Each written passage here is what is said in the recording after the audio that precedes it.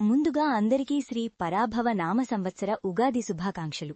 ఈ కొత్త ఏడాది మీ జీవితాల్లో సరికొత్త వెలుగులు నింపాలని కోరుకుంటున్నాను.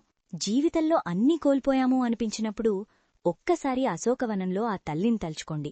రాజభవనంలో ఉండాల్సిన మహారాణి మట్టిలో కూర్చుని ఏం ఆలోచించుంటుంది?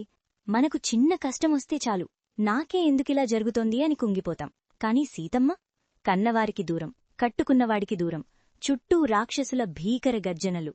ఆమె కళ్లల్లో కన్నీరుంది, కాని ఆ కన్నీటి వెనుక గుండెను కోసే అంత నిశ్శబ్ద వేదనుంది. రావణుడంటున్నాడు, రాముడు నిన్ను మర్చిపోయాడు అని. పరిస్థితులు చెబుతున్నాయి, ఇక నీకు విముక్తి లేదు అని. కాని ఆమె మనసు మాత్రం ఒక్కటే చెబుతోంది, నా రాముడొస్తాడు. ఆమె నిలబడింది రాముడు కోసం మాత్రమే కాదు, స్త్రీ అంటే ఓర్పుకి చిరునామా కాదు, ఆ ఓర్పుతోనే విధిని సైతం ఎదిరించగల ఒక మహాశక్తి అని నిరూపించడానికి.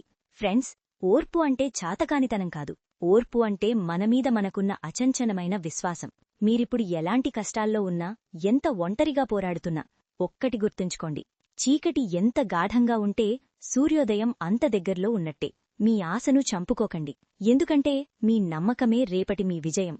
సీతమ్మ కథ మనకిచ్చే ధైర్యం ఇదే. సంకల్పం ఉంటే సముద్రాన్నైనా దాటి విజయం వస్తుంది.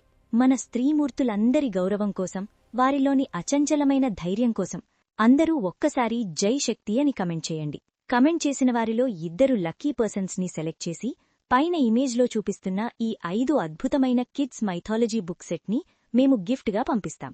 ఇలాంటి మరిన్ని ఇంట్రెస్టింగ్ వీడియోస్ కోసం ఇప్పుడే డివైన్ మారల్ మ్యాజిక్కి సబ్స్క్రైబ్ చేసుకోండి.